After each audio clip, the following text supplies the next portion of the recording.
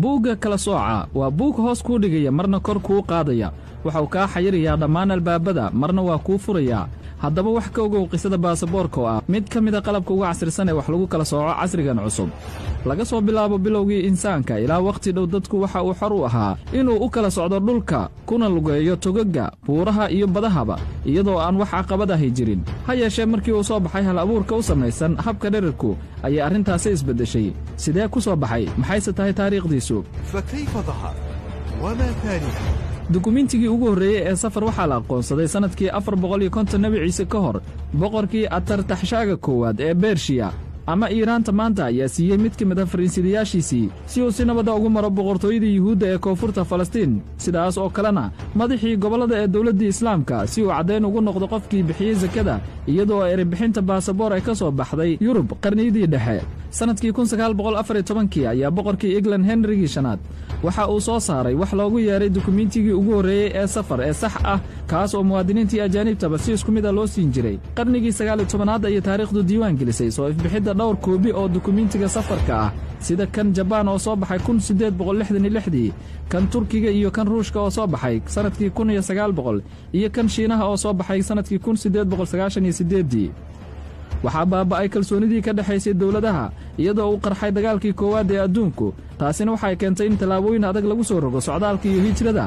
sannadkii 1914 ingiriiska ayaa soo saaray baasaboorkii ugu horreeyey ee casri ah kaas oo ka dhignaa hal xaashi oo keliya taas oo u qaybsan 8 dabaq kadibna warqaddii ayaa isu rogtay dhowr xaashi oo ku wada jira hal buug sannadkii 1980 kadib markii dawladuhu xoogga saareen halbeegyo xadidan si loo soo saaro baasaboorrada safarka dhammaan ururada duulimaadyada iyo gudaha iyo caalamkaba laga soo bilaabo taariikhdaas dadku waxa ay yeesheen dukumiintiyo safar oo isu eg balse haddii aad u haysato inay noqdeen dad siman waa qaldan tahay qaanuunka caalamiga waxa uu xaq u siinayaa dhammaan bini'aadamka gudaha iyo dibadda waddankiisa balse aragtiduu ku dhisan yahay baasaboorku waa burinaysaa kana soo hor jeeddaa xaqaas dukumiintigan ma aanay bixin qaramada midoobey balse xukuumadaha ayaa u soo saara dadkooda iyada oo xukuumaduhu raacayaan shuruudo u degsan iyo sida ay wax u arkayaan xukuumadaha waxaa suuragal u ah in ay bixiyaan baabi'iyaan iyo xitaa in ay si kama dambays ah u xayiraan waxaa lagama maarmaan ah inaad maqashay nidaamka kala saaridda kan ugu xoogga badan iyo kan ugu liita ee baasaboorka adduunka haa waa dhab dawladaha ay dadka wata baasaboorradooda geli karaan waddan kale waxay astaan u tahay awoodda baasaboorka singabuur oo kale waxay ku jirtaa kaalinta koowaad adduunka oo dhan sida lagu sheegay kala horraynta baasaboorrada ee sannadkii 2017 baasaboorrada dawladaha carabtu waxay ku jiraan meelo aan soo jiidan karin dareenka marka loo eego kala horraynta baasaboorrada adduunka liiskaas qudhiisa waxa aad ku arki doontaa magacyada suuriya soomaaliya ciraaq yemen iyo suudaan meesha ugu hoosaysa liiska haddii aad u dhalatay masar suuriya ama falastiin waxaad si dhab ah u og tahay in gelidda hawsha helidda baasaboorka ay suuragal tahay in ay la mid tahay gelidda dagaal cusub oo ka dhaca adduunka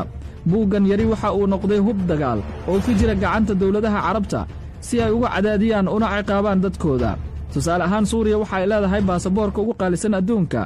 sidaa oo ay tahayna waxa uu ku jiraa meesha ugu dambaysa liiska kala horraynta iyadoo ay muwaadiniinta soo gelayso $50 bishii kharashka soo saaridda baasaboorka ee qunsuliyadaha dibadduna yahay ilaa $800 masar dadka mucaaradka ku ah maamulka jira looma oggola inay baasaboorrada ku cusboonaysiistaan dibadda ama waxaaba laga mamnuucayaa in ay safraan marka aan weli la soo xirin qaxootiga falastiiniintu waxay dukumiinti safar ka heli karaan oo keliya ah 4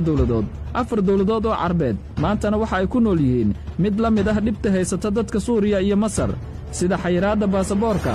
waxaa lagu tiriyo hab ka mid a hababka ciqaabka sida ay samaysay hindiya kadib markii ay baabi'isay baasaboorkii daaciga muslimka ah ee zaki cabdulkariim naa'ig ayaa lagu tiriyaa hadiyayntiisa hab ka mid a hababka xushmaynta iyo abaalgudka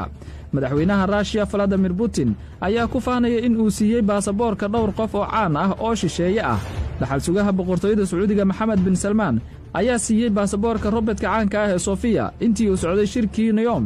sannadkii 2017 baasaboorka la'aantiis noloshu waa adkaanaysaa waxaana uu ka mid yahay waxyaabaha halista badan ugu jira in la been abuuro sidaas awgeed dawladuhu waxa ay horumarinayaan si joogto ah si ugu guuro hal warqad oo keli ah oo uu ahaa sannadkii 1914 una guuro buugaag yaryar oo ay ku jiraan sawirro saddexagal ah iyo astaambiyood iyo dhibco biometrik kuwaas oo koobaya dhammaan waxyaabaha ay suuragalka tahay in aad sawirato sida xogta dadka iska leh baasaboorka haa waa baasaboor waxaa lagu tiriyaa inuu yahay mid ka mid a hababka kala sooca dadka ee qarnigan 21aad waana mid ka mid a dhibaatooyinka ay carabtu ugu qaybgelayso dhibaataynta 10 milyan oo qof oo adduunka ku kala firirsan halkii ay ahayd in qaramada midoobay iyo dawladaha hormaray ay dadaal ku bixiyaan sidii xal loogu heli lahaa dhibaatada haysata dadka oo dhan waxay u socdaan in hanti badan lagu bixiyo qaadista tallaabooyin lagu adkaynayo nabadgelyada iyo in aan la been abuurin baasaboorka iyadoo oo baaqi caalamiga ahna uusan ka soo tilaabi karin dhinaca kale haddaba dhibtaani ma sii jiri doontaa iyadoo aan xal helin muxuuse yahay mustaqbalka uu sugayo burburiyaha riyooyinka iyo go'doomiyaha malaayiin qof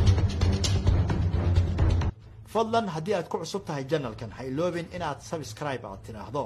haddiise aad tahay macmiil soo noqday ha iloobin in aad gambaleelka aad furato si aad ula socoto waxyaabaha aanu soo gelinno janalkan haddii aad u aragto in muuqaalada noocani oo kale ah aad wax ka faa'iidayso leeg saar si aan u aragno cadadda tirada danaynaysa mahadsanid